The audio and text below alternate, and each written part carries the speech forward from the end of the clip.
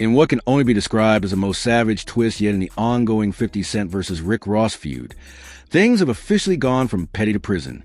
Because not only did 50 Cent scam Rick Ross by selling him fake life rights to Big Meech's story, but now Ross has reportedly been arrested after 50 Cent took the entire scheme straight to the feds. Yes, you read that right. Rick Ross is now behind bars, all because he tried to profit off a forged deal, and 50 was pulling the strings the whole time.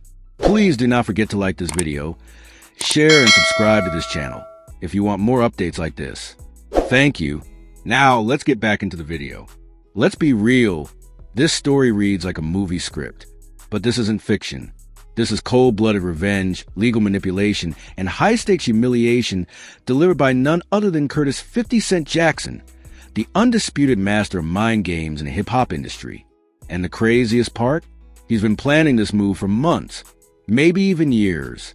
What started as a fake business deal just turned into a real federal case. Let's rewind and trace the dominoes. If you've been following the drama, you already know that 50 Cent had the exclusive life rights to Demetrius Big Meech Flannery's story, the man behind the infamous Black Mafia family. It's the foundation of the hit Star series BMF, a show that made waves in Hollywood and hip-hop circles alike.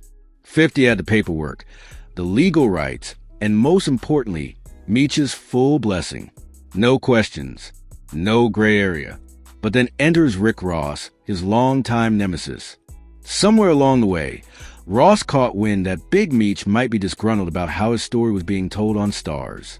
Whether that was true or not, Rosie saw an opportunity to take a shot at 50 Cent, and he took it. Sources say Ross believed he had struck a gold mine when he acquired what he thought were official life rights to Big Meech's story, paying upwards of $120 million for the deal. The documents look legit. The middleman appeared professional, and Ross couldn't wait to start producing his own rival version of BMF. What Rick Ross didn't know was that the whole thing was an elaborate setup orchestrated by 50 Cent himself. Yes, the documents were forged. Yes, the rep was a plant. Yes, the paper trail was fake from beginning to end. 50 Cent sold Ross a fantasy, complete with forged signatures, fake legal seals, and even mock emails from Meech's legal team. But the joke didn't stop there. It gets much darker. See, Ross didn't just buy the documents. He acted on them. He started production on a full-blown BMF documentary, using footage, interviews, dramatizations, and more, all under belief that he had the legal clearance to do so. And that's where he went from victim to criminal. Because 50 Cent had all of this documented. All of it. Behind the scenes, 50's legal team had been collecting evidence. Ross's emails, financial records, signed contracts, call logs of the fake intermediary. He let Ross build his documentary quietly, keeping a paper trail of every move. Then once enough rope was out, 50 turned it all over to the feds. We're talking federal fraud, unauthorized commercial use, copyright infringement, and possibly even wire fraud due to the cross-state transactions Ross made while pushing the documentary forward. The evidence was overwhelming, and that's when it happened, according to multiple insider sources, and confirmed by a leak from a close associate of Ross's production crew. Rick Ross was taken into federal custody late Thursday night, just days after launching the trailer for his unauthorized BMF documentary. The trailer, which had begun to pick up traction online, mysteriously vanished from all platforms within hours of its release. No explanation, no notice, just wiped off the face of the internet. Why? Because 50 Cent had already filed for an injunction and had federal authorities execute a cease and desist order at the same time Ross was being arrested. This wasn't just petty revenge. This was precision warfare, a complete and total takedown. Word is, the arrest went down at Ross's Miami estate. Federal agents reportedly showed up with a warrant and seized multiple devices, hard drives, and production files.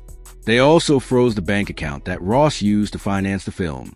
And worst of all, Ross didn't even see it coming.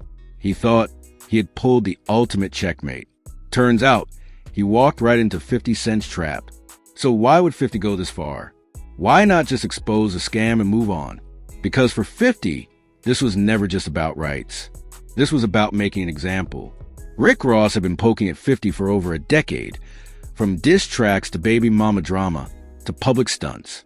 50 had warned him multiple times, both online and through mutual connections, to back off. But Ross didn't listen.